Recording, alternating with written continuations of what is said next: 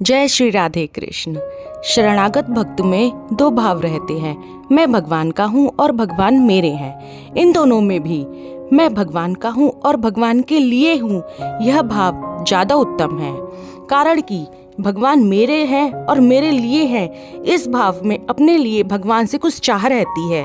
अतः साधक भगवान से अपनी मनचाही कराना चाहेगा, परंतु मैं भगवान का हूँ और भगवान के लिए हूँ, इस भाव में केवल भगवान की मनचाही होगी।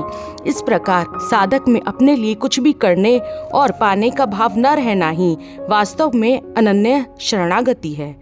इस अनन्य शरणागति से उसका भगवान के प्रति वह अनिर्वचनीय और अलौकिक प्रेम जागृत हो जाता है, जो क्षति, पूर्ति और निवृत्ति से रहित है, जिसमें अपने प्रिय के मिलने पर भी तृप्ति नहीं होती और वियोग में भी अभाव नहीं होता, जो प्रति क्षण बढ़ता रहता है, जिसमें असीम अपार आनंद है, जिससे आनंददाता भगवान को भी आनंद मिलता है।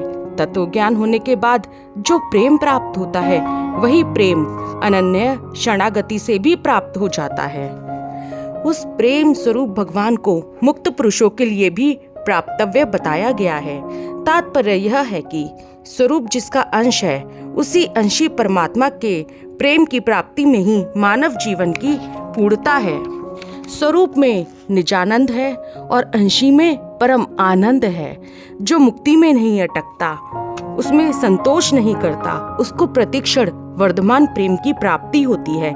इसलिए भगवान ने संसार से संबंध विच्छेद करने अर्थात मुक्त होने के बाद परमात्मा की खोज करके उनकी शरण ग्रहण करने की बात कही है। और शरणागति का भाव है, मैं भगवान का हूँ और भगवान के लिए हूँ, मैं कृष्ण की हूँ और कृष्ण के लिए हूँ। जय श्री राधे कृष्ण।